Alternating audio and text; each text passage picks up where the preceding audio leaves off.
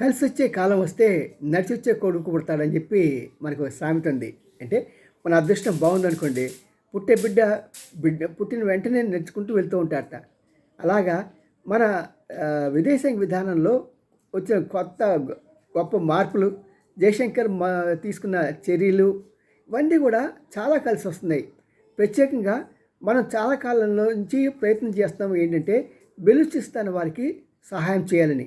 ఒక రకంగా కొద్దిగా చూసి చూడనట్టు చేస్తున్నాం అడపాదడపా. కానీ అక్కడ ప్రజలు మేము ఇండియాతో కలిసిపోతాము, మాకు ఇక్కడ పాకిస్తాన్తో మాకు అక్కర్లేదు, సంబంధం లేదు అని అనేక సార్లు ఉద్యమాలు జరపడమే కాకుండా యుఎన్ ముందు కూడా పాకిస్తాన్ నుంచి మేము విడిపోతాం, మా బాధలు మమ్మల్ని కాపాడండి అంటూ ప్రదర్శనలు కూడా జరిపారు.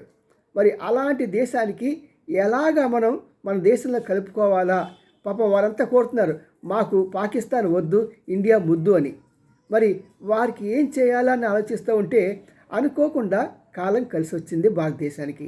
కారణం ఏంటంటే, ఇరాన్ దేశంలో వాళ్ళకి పాకిస్తాన్లో ఉన్నటువంటి ఒక తీవ్రవాద సంస్థ, దాని పేరు జైషే అల్ అదిల్ అనే సంస్థ ఏం చేసిందంటే, ఇరాన్కి వెళ్ళి అక్కడ ఒక 9-10 మంది సైనికులను చంపివేయడం జరిగింది టెర్రరిస్ట్ చర్యగా.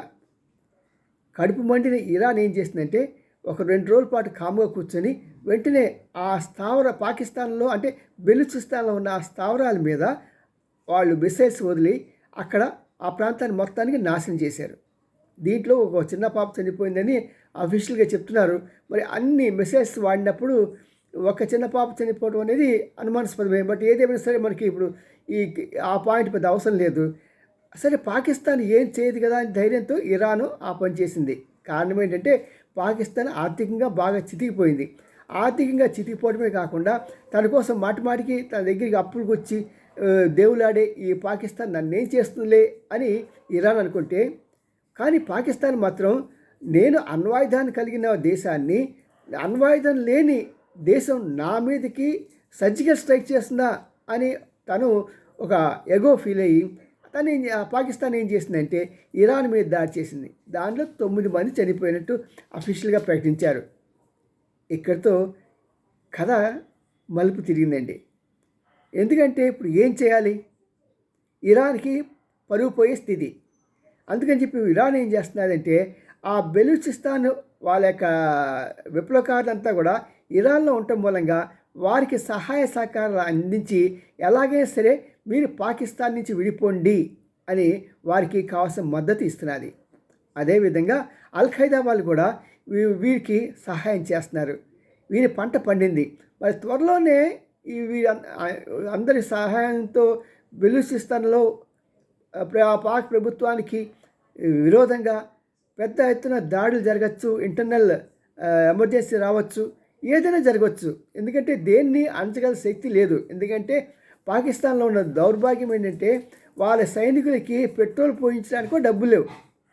మరి అలాంటి దుస్థితిలో ఉన్న పాకిస్తాన్ ఈ రోజున బెలూచిస్తాన్ బయటపడబోతుంది కనుక ఇరాన్ నుంచి ఒక పక్క అల్ ఖైదా వాళ్ళ నుంచి, మరో పక్క ఆఫ్ఘనిస్తాన్ నుంచి కనుక వారికి సహాయం అందితే మాత్రం పాకిస్తాన్ ముక్క చెక్కలు అవటమే కాదు, నామ రూపాలు లేకుండా గాలిలో కలిసిపోయే అవకాశాలు బాగా కనిపిస్తున్నాయి.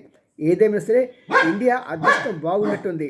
జయశంకర్ తను ఎంతో కాలం నుంచి ఆశిస్తున్న దాన్ని తను ప్రయత్నం లేకుండానే ఆ బెలూచిస్తాన్ వారిని మన దేశంలో కలపడానికి మంచి అవకాశం దొరికింది. ఏదైనా సరే కష్టే ఫలి.